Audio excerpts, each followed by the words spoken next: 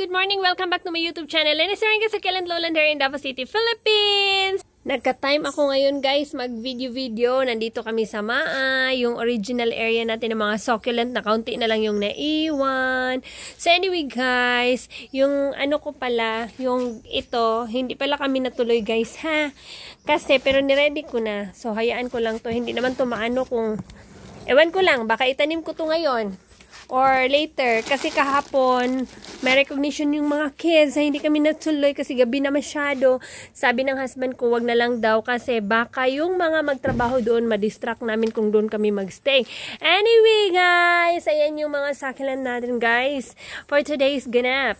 Pa-show ko pala sa inyo yung parang inapi-api ko, pero alam nyo, buhay na buhay yan siya oh. Inapi ko siya. Walang mga, hi B!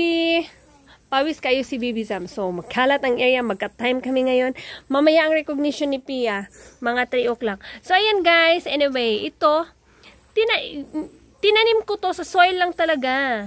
Yung soil na pinagsunugan ng mga basura ng mga dahon. Ayan. Alam nyo, buhay. Mag 3 months na to dito. Buhay at lumaki. Kasama ito. Ito yung na-abandon na pot. Tapos nilagyan ko. May space kasi. Nilagay ko na lang siya dyan. Matagal na. So, nabuhay naman siya. Tapos, ito parang sumigla naman kaunti. Kasi para naman siyang, ewan ko. Tapos, this one, legi naman ito. So, ewan ko, anong gagawin ko dyan. Tapos, well, naglalaba ako. Marami naman talaga akong labahin. So, ito pala yung binili naming uling para pang sugba-sugba guys ba ng mga ano, ng gusto ng husband ko magsugba-sugba. Anyway, punta tayo sa labas. Kasi nandun si husband. So, punta tayo. Dahan-dahan lang yung voice ko, guys. Kasi baka marinig ng mga tagalabas. So, ito yung mga kahoy noon na doon. Diba? Sira yan doon. O, so yan. Tapos, labas tayo. Uy!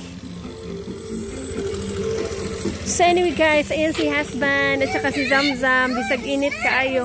No, hindi yan ano. Tapos yan, nagkating-kating siya ng grass. Alam niyo yung grass? Nabili ko yan sa Shopee. Okay pang gamitin pa? Okay daw gamitin. Tapos guys, alam niyo ba? This one, mulberry yan guys. Inugdok ko lang, pak. Kasi yung mulberry doon, napatay na. Kaya yung sunlight hindi makapasok. So ngayon dito sa labas, super init. So ngayon, dito yung ang tawag natin, yung mulberry na itanim natin na hindi ako nakapag-vlog nung tinanim yan dyan. Kasi, ang gigawa ko dito, hindi na ako nagva-vlog. Yun lang. Pero alam nyo, ayan, labong na ng mulberry. Ginaputulan ko kasi yan dito. Parang ganito, pag sobrang labong na, pinutulan ko para mas makapal at mas makahoy yung baba niya. Tapos alam nyo, may bunga na yung mulberry natin. Ayan.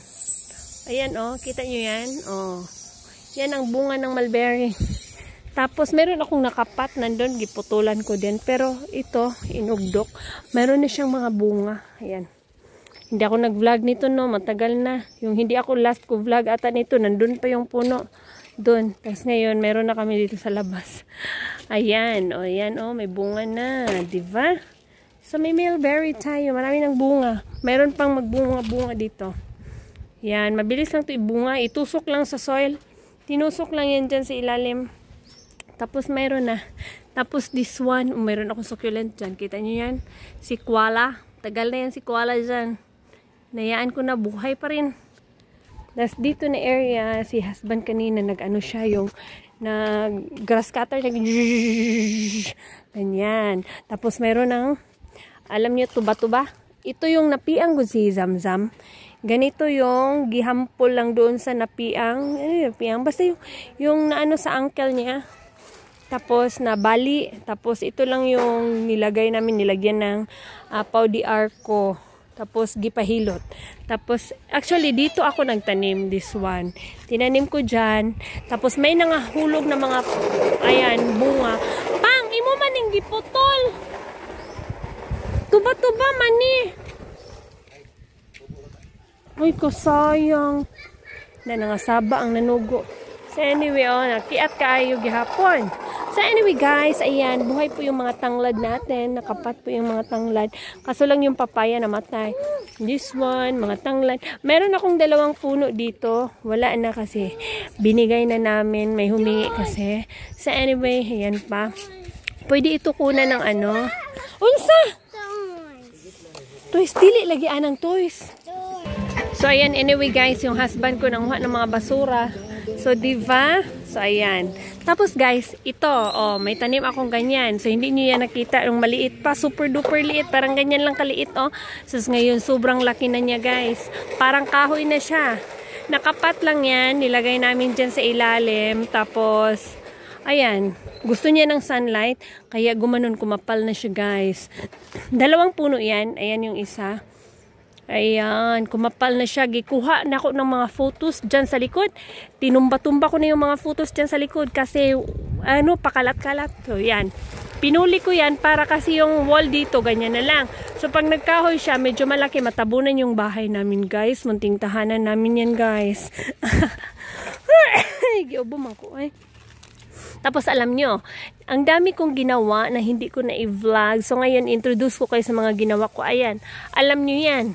Oh, ay, patay. Ay, naku, katawanan man yun. Hindi na ako mag-edit guys ha. Generic lang tong video ko ngayon. Tapos alam nyo, yan, sa ilalim. Ano yan? Malaking pot yan ng talisay kasi, yung talisay kasi, pinatay ko talaga lahat. Sinadya akong putulin lahat. Talisay yan na pot. Tapos, ano, yan, nilagayan ko tinaniman ko ng luya, guys. O, labong na yung luya ko, guys. Ang dami ko ng tanim na.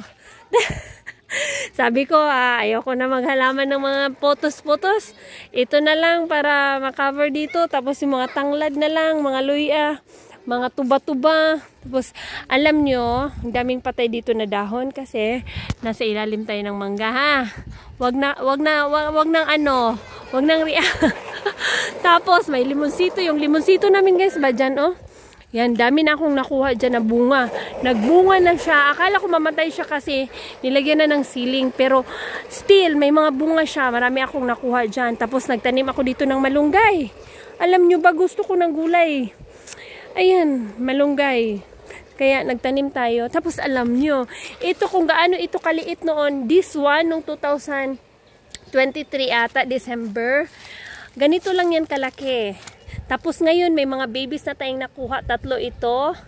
Ang isa nasa loob, so may nakuha tayong 2 babies. Tapos yan, parang magbigay pa yan siya ng babies. So hayaan ko na, super laki niya talaga, as in. Isang napakalaking pot, as in ito para itong baldi. Mas malaki pa sa baldi yung bunganga. Ayan siya. Tapos this one, super duper kung, marami akong ganito. Binigay ko, di ba meron tayo dito sa orchard, dun sa kabila. Tapos ayun pa.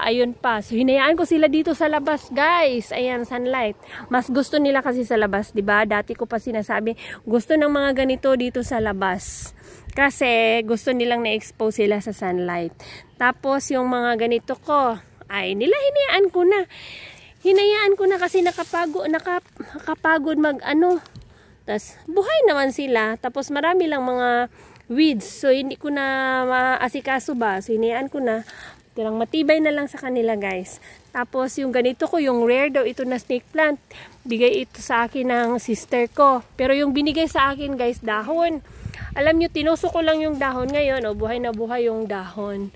O, diba? Rare daw ito. So, kaya talagang pwedeng buhayin talaga. Mag 2 years na ito ba?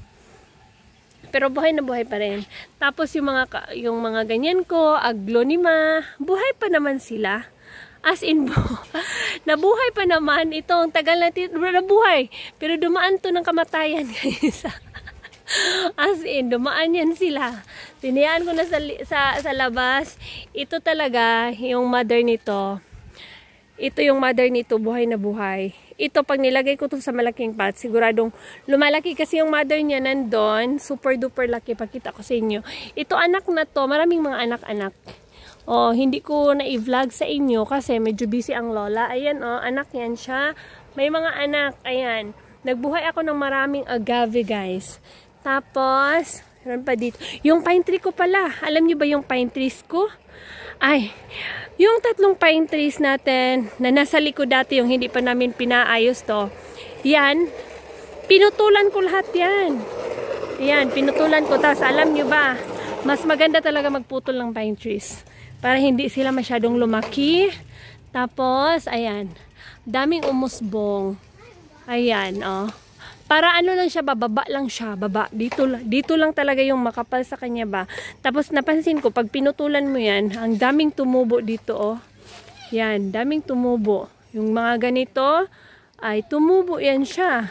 Nung pinutulan ko, ang kapal ng dahon. So, kung may pine trees kayo, better pa. Mas maliit pa dyan hanggang dyan, putulan nyo muna para magiging ganito.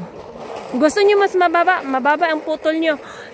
Sabi ng kapatid ko, tubo yan. Oh, tubo talaga yan kasi nakita ko sa Baguio na gumaganda talaga ang pine trees kapag pinutulan mo. So, ayan, yung tatlo, kinuridas ko na. Yung tatlo maliliit pa, ayan, oh. Yan. O, kita nyo yan? Maliit pa. So, ngayon, ito pala yung malaki na.